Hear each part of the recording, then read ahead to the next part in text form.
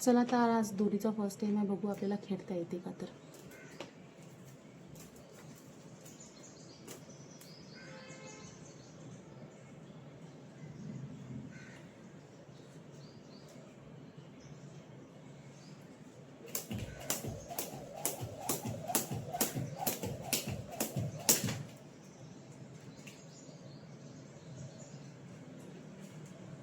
लागत दोरी पायाला, व्यवस्थित खेळता येत नाही.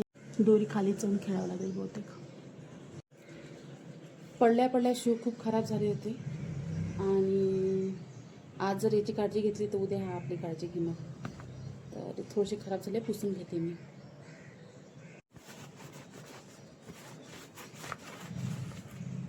दोन वर्ष का 3 वर्ष अगोदर घेतलेला शू आहे हा. आता पण तसाच आहे बघा, खराब पण नाही झालेला आहे. वापर बंद.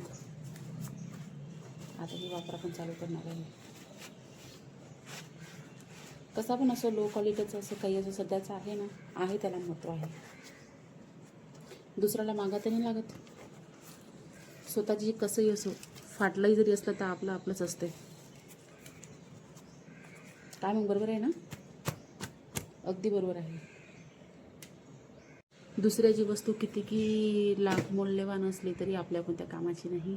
आपली 10 रुपयाची वस्तू आपलीच असते आणि आपल्याच कामात पडते. फाटली का असो ना, तर ती स्वतःची असते. कसा वाटला मेसेज नक्की कमेंट करून सांगा. आतमधून खूप खराब झालेला आहे, खूप डस्ट आहे.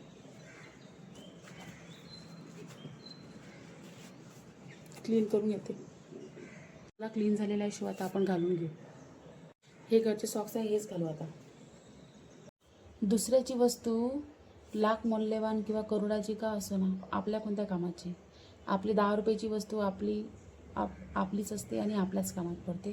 ते फाटली का असो ना. काय मत आहे तुमच्या याच्यावर? म्हणून कोणती पण वस्तू असू द्या, काही पण असू द्या, स्वतःच असू द्या, दुसऱ्याचं कुठल्या कामाचं नाही. आणि आपल्याच ध्येयाकडे कॉन्सन्ट्रेशन ठेवा आणि तुम्ही सर्व काही करू शकता. तुम्ही पण घेऊ शकता. मेहनत करा आणि फळ घ्या. या व्हिडिओमध्ये आपण बघणार आहे की खरंच मला दोरी खेळता येते का आणि किती खेळता येते. तर हे आपण नक्की या व्हिडिओमध्ये बघूया. तर व्हिडिओमध्ये बनवून राहा. तसं दोरी खेळायला तर बाहेर जातात, पण माझा बाळ घरातच झोपलेला आहे, त्याला कोण बघणार. म्हणून मग तो तिथे आहे तिकडच्या रूममध्ये आणि मी इकडच्या रूममध्ये आहे. तर आपण घरातच खेळू.